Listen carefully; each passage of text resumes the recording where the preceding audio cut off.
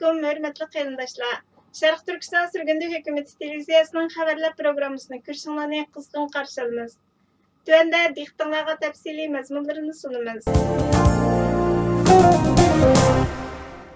Şərq Türkistan Sürgündü Hökumətinin baş ministeri Salih Xudayer əpəndi Bexatar Amerika kanalının Amerikanın Həqiqi Avazı proqramısının ziyaretini qəbul qılıb, Xitayning Şərq Türkistanni ishg'ol qilgan 71 yil mobaynidagi Şərq Türkistan xalqiga yurgizgan irqiy qirg'inchilikni, bo'libmi yaqinqi bir balvoq bir yo'l qurilishini yo'l qo'ygandan buyon 3 milliondan ortiq Şərq Türkistanlikni jazo lageri va turmalarga qamab, turlik vahshiy dafsanchilik, ya'ni bosqinchilik qilish, sistemli qiynash, organlarini sug'urib olib o'ldirish, mingisini yuvish qatorliq turli qiynash, yo'qotish usullarini qo'llanib, og'ir irqiy qirg'inchilik yurgizganligini, Yahudi qirg'inchiligini yurgizgan jinoyatchilarning Nürnberg sudida sudlangandek, Serblarga qirg'inchilik yurgizgan jinoyatchi amaldorlarning Yugoslaviya sudida sudlangandek, Sharq Turkiston xalqiga irqiy qirg'inchilik yurgizgan Xi Jinping boshchiligidagi Xitoy amaldorlarining sudlanishini maqsad qilib, o'tgan yili 7-oyda Xalqaro jinoiy ishlar sud mahkamasiga Xitoy rahbari Xi Jinping boshchiligidagi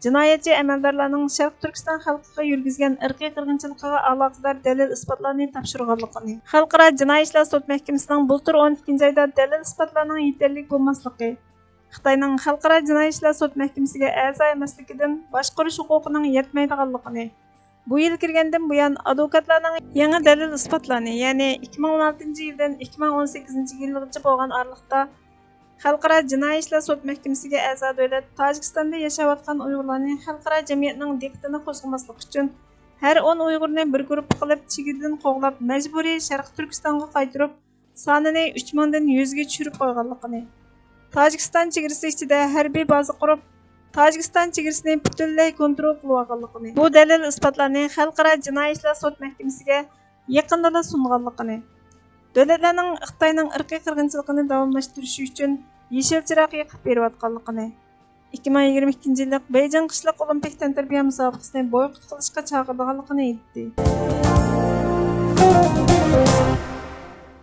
Yahoo xabarlari 16-iyun advokatlar Xalqaro jinoiy ishlar sud mahkamasining Xitoyning Uyg'urlarga qarata yurgizgan irqiy qirg'inchilik harakatiga qarata tekshirishni qanot yaydirishni ilgari surdi dedi.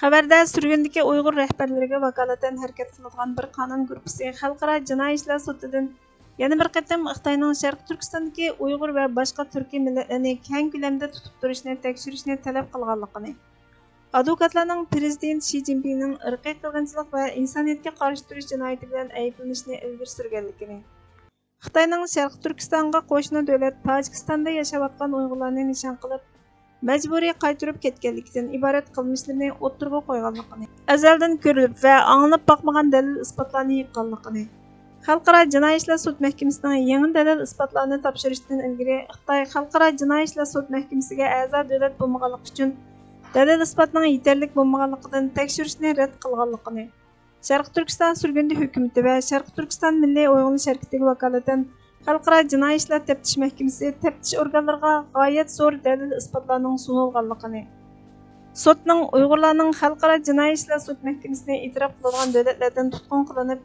yo'qotilib, Sharq Turkistonga majburiy qaytarilib, irqiy qirg'inchilikqa uchraganligidan jinoyatchilarni javobgarlikka tortish huquqining borligini, sudning tekshirish, taftish boshlatganligini, da'voga mas'ul advokat Rodney Nixonning Tojikistonda yashayotgan Uyg'urlarning 90%ning chegaradan qo'g'ilib Sharq Turkistonga majburiy qaytarilganligini, Xitoyning Uyg'urlarni qaytarib kelish uchun qo'llangan intayin murakkab va soxta usullarini bayon qilib, savrchanlik bilan Uyg'urlarning hammasini Tojikistondan qo'g'lab, Sharq Turkistondagi jazo lagerlari va turmalarga solab, tamoman yo'qotishni maqsad qilganligini oshkorlaganligini bayon qildi.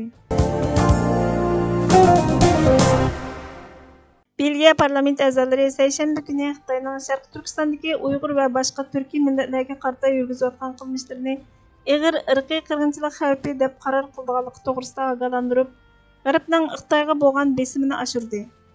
Bu taklifni parlament a'zosi Samuel Gogolati sungan bo'lib, Belgiya parlamenti 7-oyning 1-kunidagi umumiy yig'inda bu taklifni jazmlashtirmoqchi bo'lgan.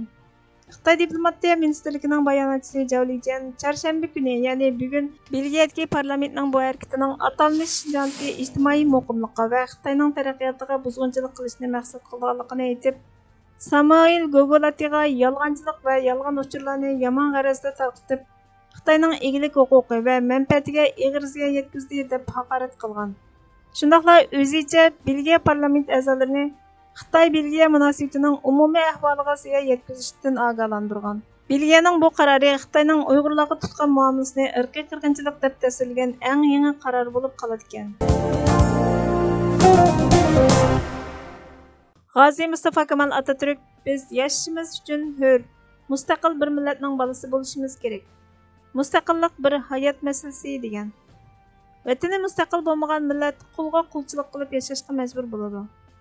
Alloh insonni bir o'ziga qulluq qilib yashashga buyurgan. Demak, mustaqil vatani bo'lmagan bir millat ikkili dunyolikni yo'qotadi. Shunga faqat Allohga qul bo'lib, bu dunyodami izzat hurmatimiz bilan yashab, oxiratdami Allohning mukofotiga erishimiz deydiganmiz. Vatanimizning mustaqilligi uchun kurash qilishimiz lozim. Kurash qilish davranmas iroda bilan aqlni ishlatib amaliy harakat qo'llanishda ifodalanadi.